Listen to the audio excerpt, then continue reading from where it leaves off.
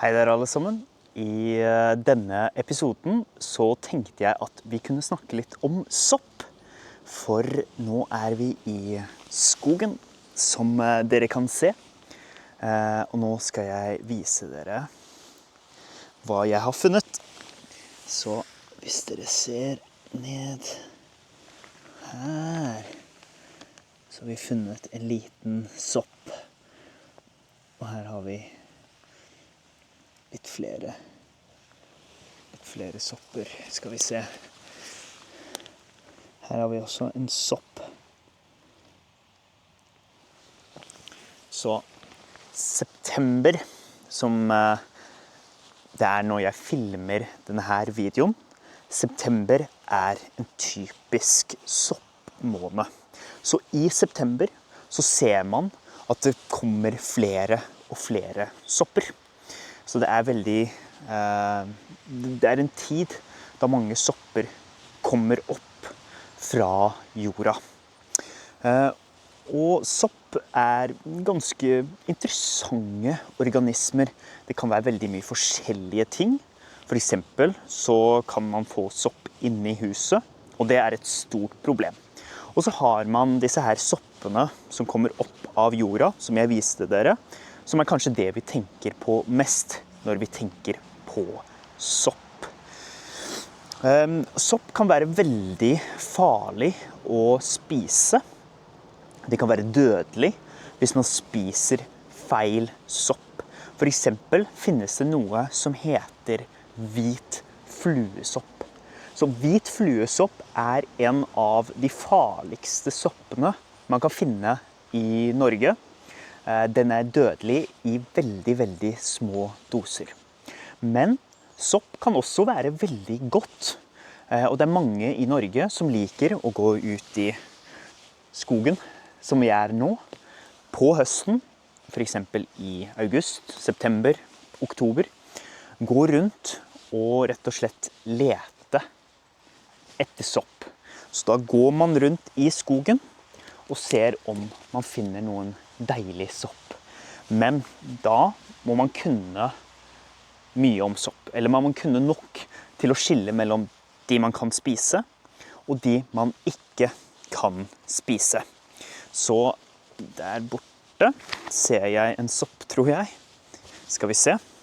Så jeg tenkte vi kunne se litt på hva man skal se etter når man skal se om man kan spise en sopp eller ikke. Så da tar jeg og snur kameraet her.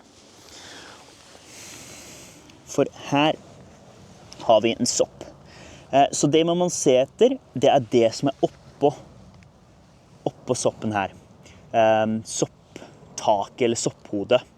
Da må man se på hvordan formen er, hvordan den ser ut ovenifra. Om den er rund eller oval. Så denne ser rund, og den går litt nedover. Så den går litt nedover her. Og så må man se på stilken. Skal vi se. Jeg kan ta og bryte den her, så ser vi litt bedre. Stilken er det som er her. Hvordan ser stilken ut? Har den noen merke på seg? Er den glatt? Denne her stilken ser ganske glatt ut. Og så ser man også det som er under soppen her. Hvordan ser dette ut? Skal vi se. Da kan vi se at her er det riller, som det heter. Det går mange sånne små streker. Jeg vet ikke om dere ser, jeg vet ikke om dere klarer å se at det er riller her. Skal vi se om den klarer å fokusere. Der, ja. Skal vi se.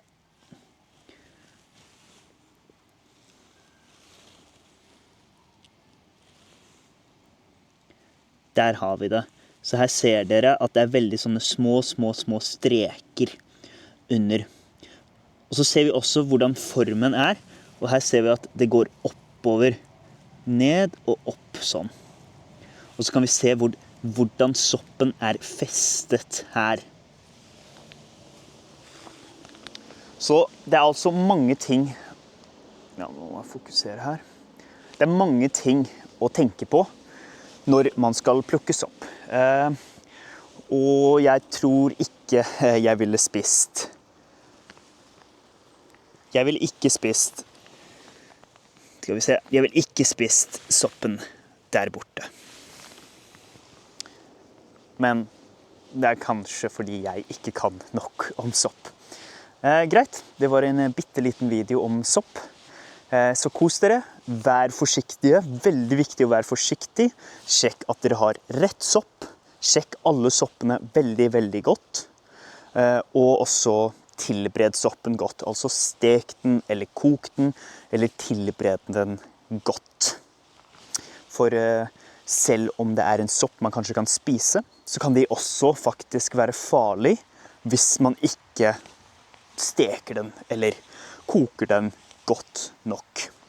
Ok, det var en liten video om sopp i skogen. Jeg veldig glad i sopp. Jeg synes at soppen gjør skogen magisk. Det veldig vakkert å se på sopp. Og så synes jeg også at det litt fascinerende at den kan drepe oss faktisk. Og en siste ting om sopp. Visste dere at sopp et eget rike? Så man har dyr, man har planter, og man har sopp. Så sopp ikke planter, det sin egen greie. Ok, greit. Det var alt for denne videoen. Ha det bra.